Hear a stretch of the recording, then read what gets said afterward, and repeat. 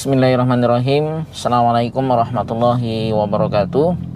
Sobat Quran yang dimuliakan Allah, apakah sekarang Anda memiliki hafalan yang cukup banyak atau bahkan sudah hatam 30 juz tapi merasa sangat sibuk sehingga tidak sempat untuk murojaah? Bagaimana solusinya dan apa tanggapan saya? Jadi sebetulnya kalau hafalan kita dalam kondisi yang baik, artinya hafalannya lancar, sesibuk apapun kita masih sempat untuk murojaah. Jadi nggak ada alasan saya sibuk nggak sempat murojaah. Alasan ini hanya berlaku untuk mereka yang memiliki hafalan tapi hafalannya tidak lancar. Kalau hafalannya lancar, walaupun kita sibuk, kita tetap bisa membaca hafalan-hafalan tersebut.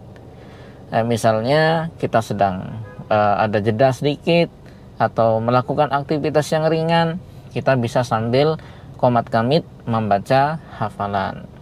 Tapi itu tidak bisa dilakukan kalau hafalannya tidak lancar, hafalannya macet, atau tidak bisa murojaah kalau tidak tengok-tengok mushaf, intip-intip mushaf. Nah, seperti itu. Jadi yang bertanya dan yang curhat kalau dia tidak bisa murojaah karena sibuk, itu saya hampir bisa memastikan hafalannya dalam kondisi yang kurang lancar. Kalau sudah demikian, apa yang harus dilakukan? Anda harus bisa dan siap menerima konsekuensinya. Konsekuensi menghafal Al-Quran adalah bisa menjaganya. Kalau hafalannya hilang, konsekuensinya adalah mengembalikannya. Cara mengembalikannya gimana? Cara mengembalikannya adalah dengan menghafal ulang lagi. Ya, di tengah-tengah kesibukan Anda coba sisihkan sedikit waktu untuk membuktikan tanggung jawab Anda sebagai seorang penghafal Quran. Berusaha untuk mengembalikannya sedikit-sedikit, yang penting istiqomah. Dan nanti ketika sudah bisa dikembalikan hafalan itu, sudah dilancarkan lagi, jangan diulangi kesalahan yang sama. Anda harus murojaah secara rutin.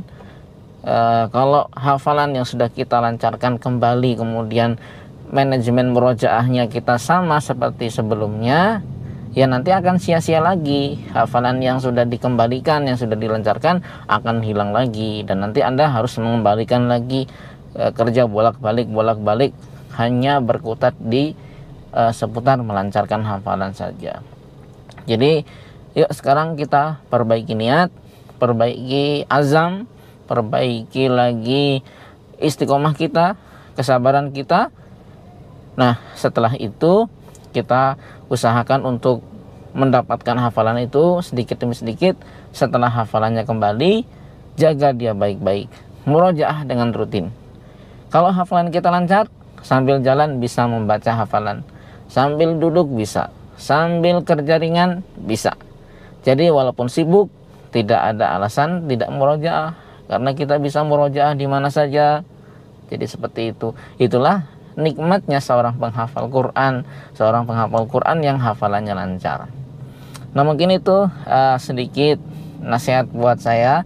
Kalau sudah terlanjur tidak lancar hari ini, tidak apa-apa, tidak perlu menyesal.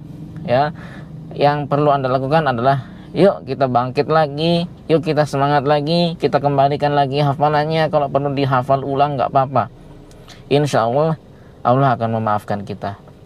Tapi kalau kita merasa sudah tidak lancar, sudah hilang hafalannya, kemudian kita merasa sibuk, terus nggak murojaah, terus membiarkan saja, ya udahlah hafalannya udah hilang. Nah, itu nanti Anda kena laknat, ya kena laknat karena melalaikan hafalan. Jadi yang dilaknat oleh Rasulullah itu bukan yang hafalannya tidak lancar karena tidak sengaja, tapi yang hafalannya hilang dengan disengaja. Sengaja hafalan hilang itu seperti apa ya? Tidak murojaah itu artinya menyengaja untuk hafalan itu hilang. Tapi kalau kita sudah rutin berusaha murojaah, hafalannya tetap tidak lancar-lancar, itu berbeda kasus. Justru Anda mendapatkan double pahala. Pahala usaha, pahala melancarkan, pahala murojaah, ya banyak sekali.